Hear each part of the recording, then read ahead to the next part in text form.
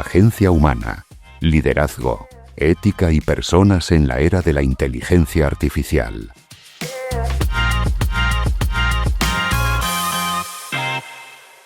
Bienvenidos a Agencia Humana. Mientras el mundo está hablando de crear agentes de IA, aquí en este podcast hablamos cómo no perder nuestra propia agencia. Hoy tengo la suerte de contar con Víctor Sánchez Miranda. Víctor, bienvenido, que es el responsable de estrategia en ingeniería en BBVA. Víctor, muchas gracias por estar. Antes de empezar con la primera pregunta, joder, ¿cómo te has dejado liar para estar aquí con nosotros en Agencia Humana? Bueno, tengo que agradecerte, no es un lío. Yo creo que es importante que nosotros nos prediquemos un poco públicamente a la hora de demostrar todo lo que hacemos con respecto a la inteligencia artificial y la diversidad generacional, y lo veremos a lo largo de este podcast, que hacemos cosas muy chulas. Y si no nos lo contamos, no nos lo vamos a creer. Y creo que vosotros hacéis una labor de divulgación también muy interesante. Así que por eso estamos. Muchas gracias.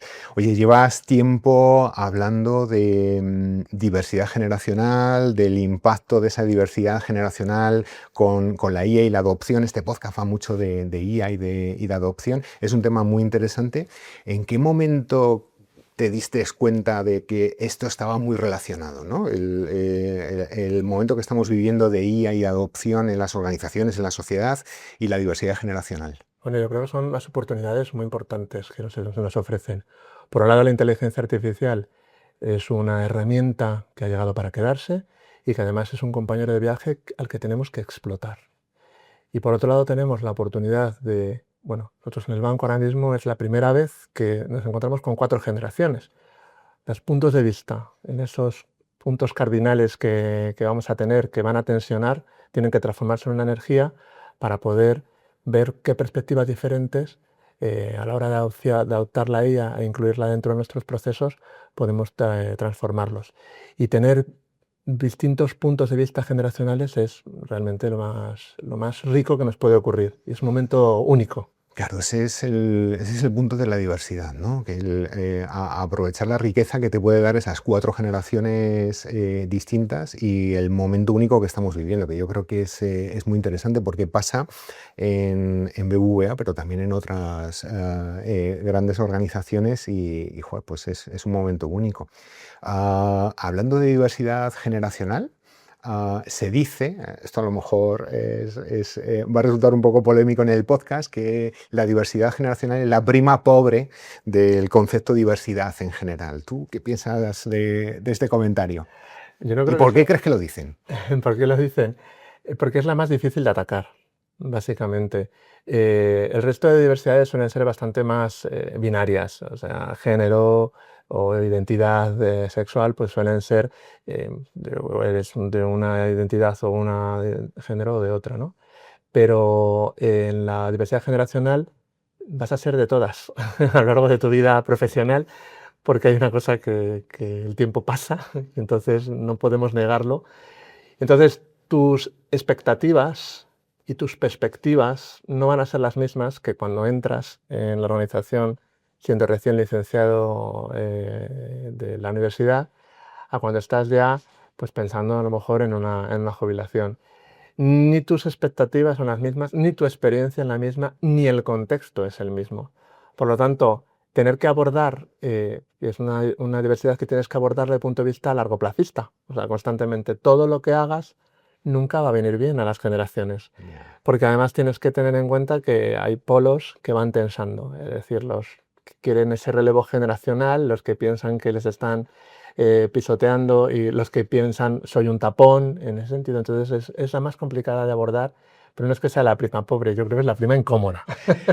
Es verdad que es un tema incómodo, porque yo desde que te llevo escuchando hablar de este tema, y ya me doy por aludido, porque ya he pasado efectivamente el tiempo no se detiene y he pasado por diferentes momentos profesionales, llega un momento en el que te das cuenta, ¿no? Dice, bueno, cuando yo convivo con mi equipo, que hay gente nacida en los 2000 y y que nos llevamos 25 o 30 años, que pueden ser mis hijos, y descubres cómo ven las cosas, ¿no? Con perspectivas muy diferentes, desde una cultura y una vivencia tan distinta. Gestionar eso es curioso y es distinto. Y en este podcast hablamos mucho de cómo adoptar el tema de IA.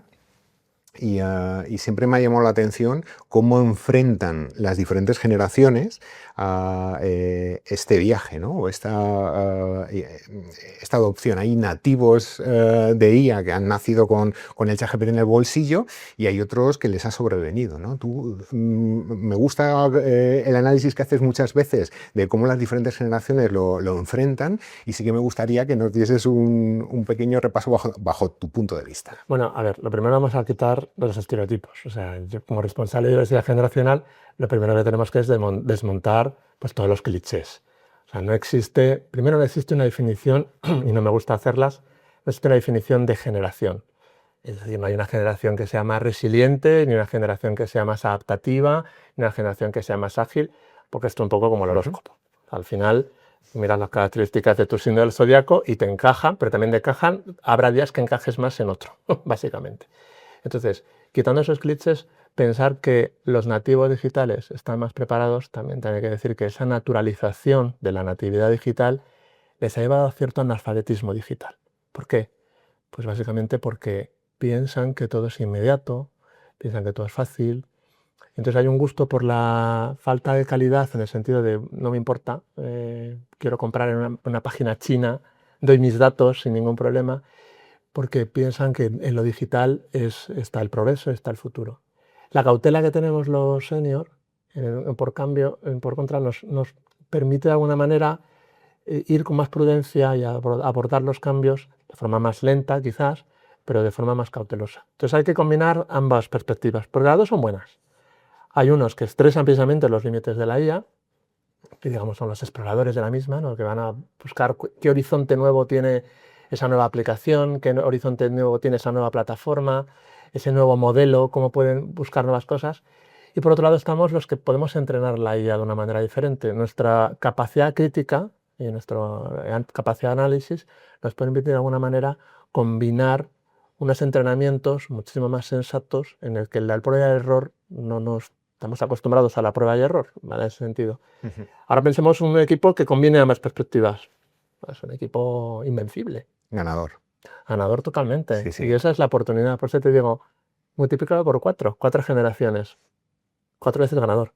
Totalmente, yo creo que es eso, ¿no? Esa visión de... a mí me gusta pensar que para esta IA agéntica que viene, hacen falta competencias, ¿no? Que esto de utilizar la IA generativa, no solamente hacer un buen prompt con el Gemini o con el Copilot o el que tenga tu organización en un momento determinado, porque eso, con saber hablar, en nuestro caso castellano, y escribirlo, prácticamente la IA te entiende, ¿no?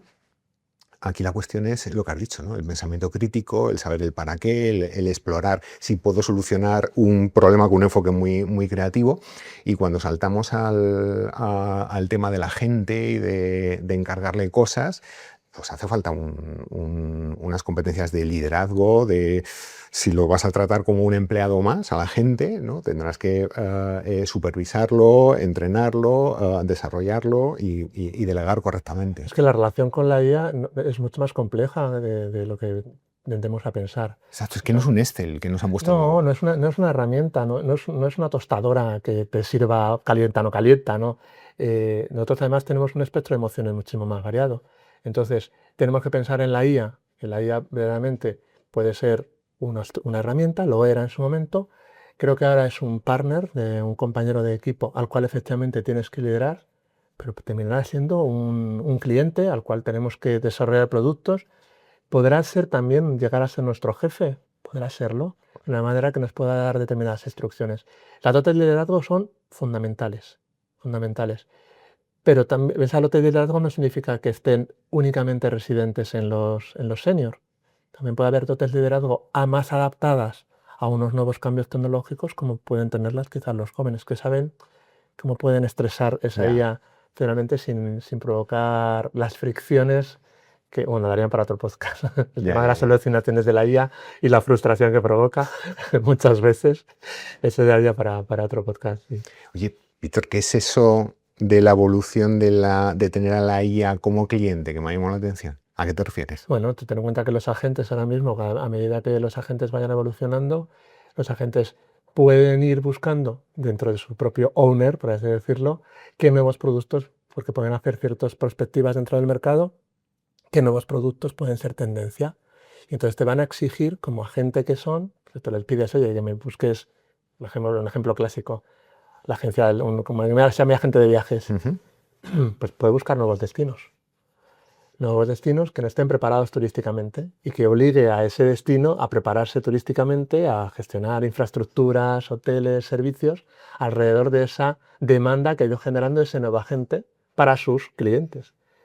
Que la gente tiene clientes, pero a su vez es cliente de otros. Ya, ya. Trasládalo al mundo bancario, nuevos productos que no tenemos ahora mismo en la cabeza y que la IA, dentro de sus algoritmos, pueden pensar que lo van a romper Ya. y que precisamente van a estar muy adaptados a lo que el mercado quiera.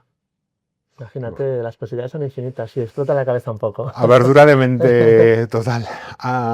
Mencionabas el caso del banco. Vosotros en BBVA habéis desplegado IA generativa en un entorno muy grande, 120.000 personas. Y además se os considera un caso de éxito muy reconocido y claro. Cuéntanos qué habéis hecho bien y qué podríamos aprender de esa experiencia que tenéis en el banco. Pues yo creo que lo que hemos hecho primero es entender la humanidad de la propia IA, es decir, entender que es una revolución tecnológica a la cual hay que adaptarse. O sea, hemos vivido muchas revoluciones tecnológicas y que es una de las cosas buenas que tienen los seniors, es decir, ellos dieron el salto de las tarjetas perforadas a los PCs, de los PCs al Internet, del Internet a las redes sociales, los dispositivos, los smartphones, los dispositivos inteligentes, etcétera. Ahora hay una nueva y estamos viviéndola. Yeah. Entonces, de la misma manera que naturalizamos ciertos cambios tecnológicos, y llegó Internet, llegaron las redes sociales y lo fuimos asumiendo, la diferencia con esta es que esta es muchísimo más rápida. O sea, todas las semanas siempre hay una plataforma mejor que la otra que tiene más tokens, más conexiones neuronales, más razonamiento lógico, no sé qué tal, pero es que es semanal. Entonces, ante ese sentido, nosotros lo que hemos hecho es, oye, al empleado, te vamos a acompañar en este itinerario. De hecho, estamos haciendo un itinerario dentro de lo que es Ingeniería de España, un itinerario formativo que precisamente lo que busca es ese acompañamiento. No es un itinerario formativo técnico, porque creo que las herramientas técnicas ya incluso la propia ya te las puede dar, sino un itinerario formativo cultural. Es un cambio cultural importante. Y ese cambio cultural es el que hay que trabajar y el que estamos trabajando. Por eso es importante tener las perspectivas de las 4 generaciones. Porque como no todas tienen las mismas inquietudes, tienes que trabajar precisamente, entender que hay distintos itinerarios, porque hay distintos mensajes que tienes que dar a cada generación. Claro, porque es un tema, como tú dices, no es una formación técnica, es un tema de cambio de chip y de otra visión y otra. Pero además ese otra cambio de cultura. chip, lo hablábamos antes, ese cambio de chip lo tenemos que hacer también con las universidades. Pregunta todo el mundo, oye, ¿qué pasa con la IA? ¿No? Hay un apocalipsis, ¿no? ¿Qué va a pasar con nuestros hijos y la formación? Yo creo que tenemos una responsabilidad como organizaciones y como empresas de acercarnos a las universidades, de decirles, estas son las nuevas carreras que necesitamos, porque son los nuevos perfiles que vamos a necesitar. Y las universidades tienen que adaptar sus propias carreras. Hay algunas que lo están haciendo de forma bastante exitosa, con diseños de carreras con nombres imposibles de ingeniero en Business Analytics y Derecho comparado, no sé, o sea, cosas larguísimas, pero que dentro de ese mensaje rimbombante lo que esconde por debajo es que efectivamente hay un compromiso por parte de las universidades en adaptarse al mercado. Un mercado que somos los que estamos demandando porque nos lo demanda el mercado. Eso es como un círculo vicioso Y que eso tenemos que de alguna manera entrar en ese torbellino. siempre lo pienso, ¿no? En el tema educativo. Las universidades, los institutos, todas las instituciones educativas, ese modelo que teníamos tradicional de formar en Memoria. memoria, ¿no? Sí, En retener el memorístico, conocimiento, en esta era que estamos viviendo, donde el conocimiento lo tienen los modelos, claro, o sea, como tú no te formes en aportar un plus. Bueno, vamos a ver, la memoria es importante. Yo soy de memoria, ¿vale? Soy de Vale. la generación memoria. Entonces, Porque creo que es importante. Una de las cosas que te he dicho al principio, me voy a desdecir un poco. No quiero entrar en clichés por generación, pero sí son diferentes, o sea, efectivamente. Y hay una diferencia que nos caracteriza, que es cómo nos hemos formado. Tú y yo nos hemos formado en las bibliotecas que o tenían nuestros padres en casa o que teníamos en la biblioteca, en las enciclopedias que vamos a consultar, fotocopiando, etcétera. Y de ahí hemos saltado a unos métodos educativos mucho más digitalizados, mucho más ágiles. Los tutoriales de YouTube, lo que se aprende con ChatGPT, que le dices, diseñame, quiero aprender alemán. En 2 años, hazme un plan y te lo gestiona, o sea, ni Duolingo ni nada, o sea, te lo puede hacer a tu gusto, con tu metodología, le dices lo que te gusta, lo que no te Y gusta, adaptado a ti. y te lo tienes. Entonces, esa nueva formativa cambia, pero creo que la memoria tiene que subyacer, porque la memoria te da un espíritu crítico y analítico bastante importante, porque retienes, vas cristalizando conocimientos. Ahora, creo que no tiene mucho sentido aprender por aprender, párrafos y párrafos y Memorizar por párrafos, memorizar. memorizar por memorizar. Entonces, yo creo que es importante que las universidades, los colegios, y muchos lo están haciendo, entiendan que hay que ir al concepto y al dato realmente importante. Ya. Realmente importante. Ahora, ¿cómo se hace? Pues obviamente ojalá tuviéramos la varita mágica y la bola de cristal, pero... Ya. Es un tema importante. Víctor, vamos a entrar en un tema que es un poco espinoso. Bien, me encantan. Durillo, ¿vale? Y porque uno de los objetivos que tenemos con esta difusión es quitarle también el miedo a la adopción de la IA y a lo que está sucediendo.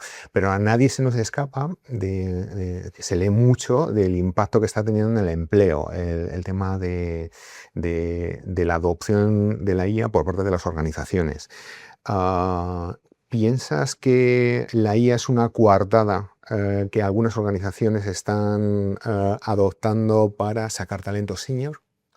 Bueno, la IA es una excusa que sirve como justificación para hacer determinadas reorganizaciones empresariales que no están directamente relacionadas con la IA. Hay un estudio de Gartner muy interesante que publicaron hace poco, en el cual hicieron un análisis, es mercado americano y que también hay que tener en cuenta, pero bueno, nos sirve también como parámetro. Analizaron la evolución de 1 millón de empleos a lo largo del año 2025. Alrededor del 80% de destrucción del empleo, por así decirlo, era por temas macroeconómicos. Pues bajada de producción, cambio de negocios, etc. Entonces eso no hay una relación con la IA en absoluto.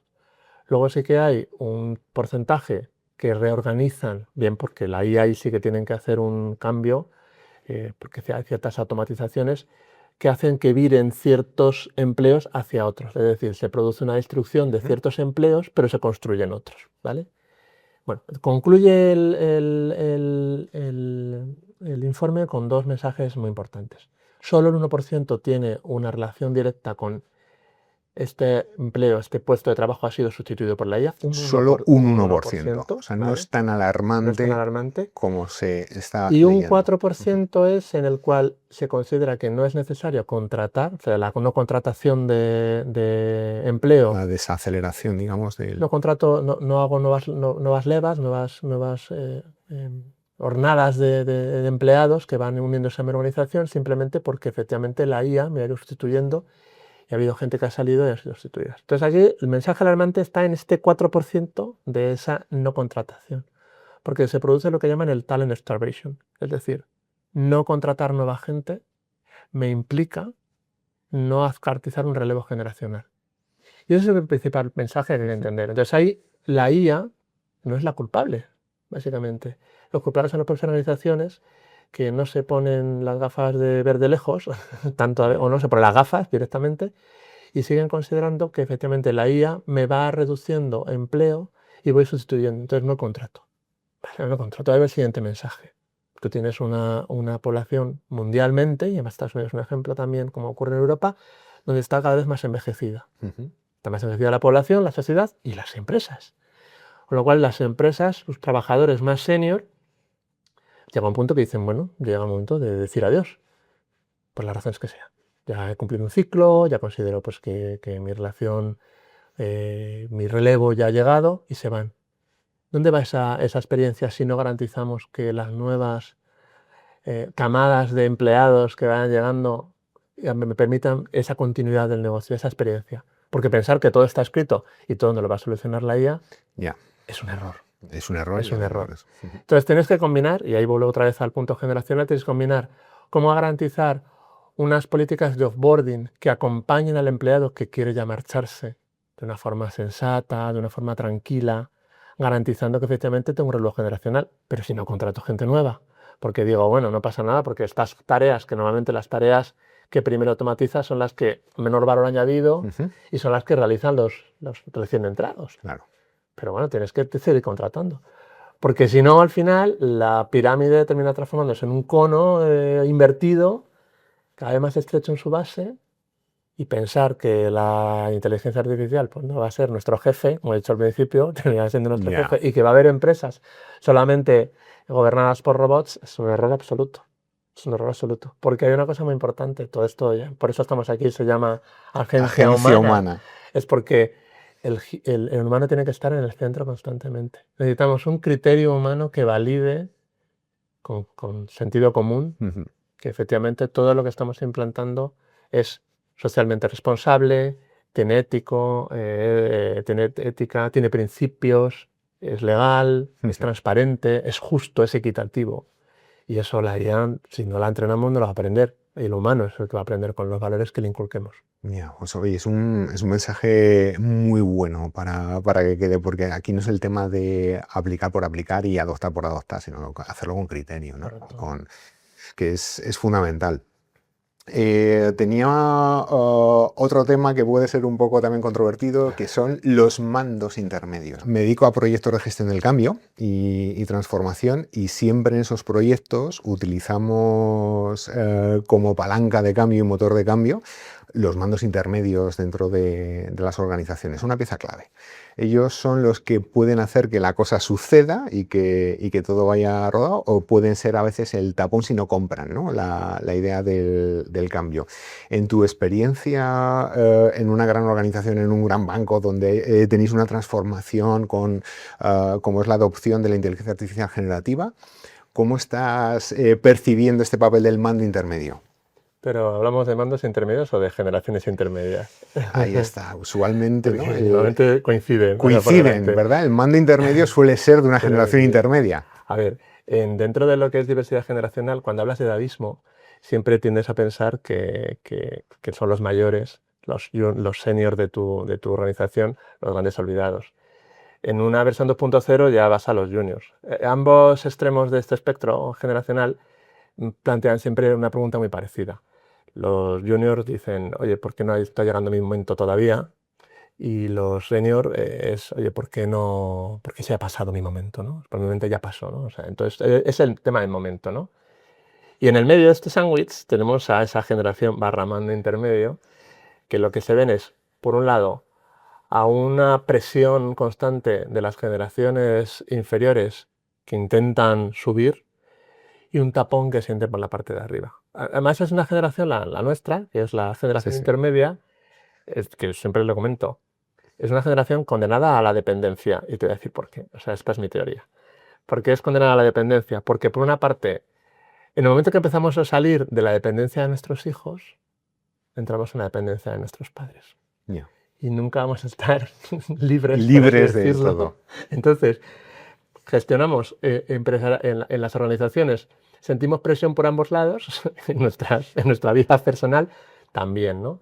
Y es una generación olvidada dentro de lo que normalmente son los planes de diversidad generacional, que nosotros en el banco, afortunadamente, como te he dicho, nosotros miramos el espectro de todas, porque entendemos que al final hay que mirar a todas las generaciones por su talento, independientemente de la edad que tengan. Claro. Y entonces esa visión totalmente holística de toda la persona, independientemente de la generación a la que pertenezca, yo creo que es el mensaje principal. Vale, me dejas Tranquilo, o sea, esta presión que tengo es por estar en la mitad del sándwich, ¿no? Sí, pero no te preocupes, se te pasará. Se pasará inexorablemente por el paso del tiempo. Correcto, correcto. Bien, bien, bien, perfecto.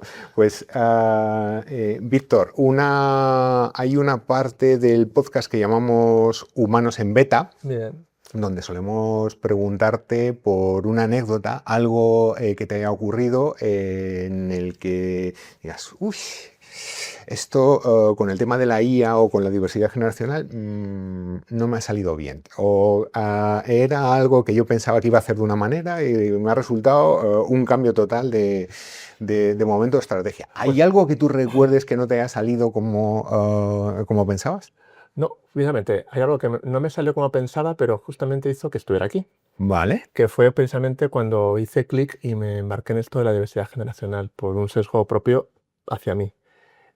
Asistí a una conferencia de Tomás Pereda de la Fundación Más Humano, en la cual él explicaba que la vida laboral ya no era lineal. O sea, no era estudiamos, trabajamos y nos jubilamos, sino que la vida laboral permitía reinvenciones constantes a lo largo de tu vida profesional. Es decir, tú siempre estabas aprendiendo y entrando. Yo justamente acababa de hacer un cambio a través de los planes de movilidad interna dentro del banco, lo cual dije, bueno, pues esta ya es como que parece que es mi último cambio, ¿no? Porque ya estás en la cincuentena ya. Y de repente dije, no, este es el principio de una serie de ciclos que van a seguir llegando. Y nos metemos en nuevos charcos y nos aprendemos nuevas cosas. Y bueno, pues dentro de ese área adquirí lo que es el liderazgo dentro de diversidad generacional, dentro de las muchas cosas que hago, que me permite precisamente aprender constantemente y reinventarme. Entonces yo invito a todo el mundo, te invito a que no te sientas estancado, sino que tienes la responsabilidad de reinventarte y las organizaciones tenemos la responsabilidad de permitir esa reinvención a nuestros empleados. Me gusta mucho oírlo. Yo desde que te sigo y oyéndote acerca de este tema de diversidad generacional, del impacto que tiene, además cómo lo relacionas con el tema de la adopción de la IA, me encanta. Víctor, para acabar, un último sorbo de la taza de café. Si tuvieras que dejarle a las personas que nos están viendo un consejo, una advertencia, algo que en un minuto podamos decir, oye, joder, Víctor nos planteó esto y, oye, qué bien me ha venido ese consejo, ¿no? Acerca del tema de diversidad, de cómo se trabaja dentro de las organizaciones, qué puede tener de impacto en cosas como, por ejemplo, la adopción de IA. ¿Qué les dirías? Mira todos los que nos están viendo y ¿qué les diríamos? Un resumen de 30 segundos de todo el podcast me estás pidiendo. Básicamente, ¿con qué me tengo que quedar? ¿Con qué tienes que dar? Un momento único y ilusionante, lo primero. Estamos asistiendo a una revolución en la cual tenemos todas las herramientas para poder trabajar de modo muchísimo más productivo y eficiente. Y no podemos olvidar a ningún empleado en el camino, independientemente de la edad. Y lo que tenemos que precisamente es olvidar la edad como factor, como lo es el color del pelo. Y que haya precisamente un talento sin generación. Ya me ha gustado, porque además hay que afrontar esto sin miedo. Sin miedo. Sin miedo, porque no es es algo que netamente será positivo. No, hay que afrontarlo, no sin miedo, sino con optimismo. Muy bien, Víctor. Oye, muchísimas gracias por estar este ratillo aquí con nosotros en Agencia Humana. Ha sido súper interesante y nos vemos en la siguiente. Muchísimas gracias, aquí estaré. Muy bien, Víctor.